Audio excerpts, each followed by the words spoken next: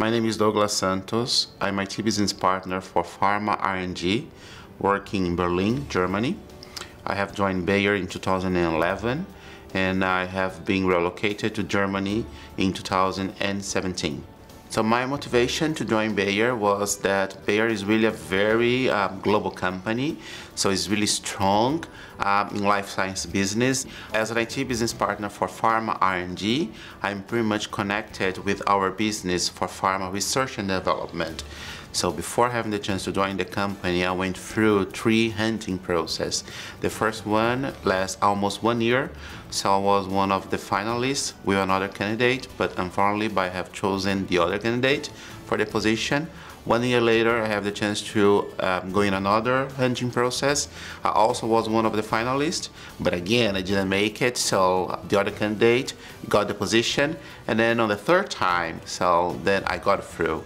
Then after almost 3 years of hunting process, I finally made to the company.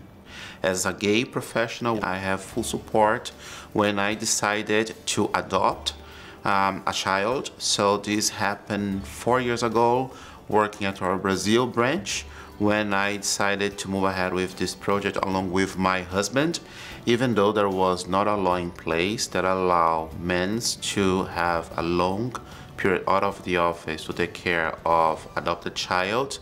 I have the full support of the company to whenever my daughter come into my family, I could have the time available to take care of her as long was needed.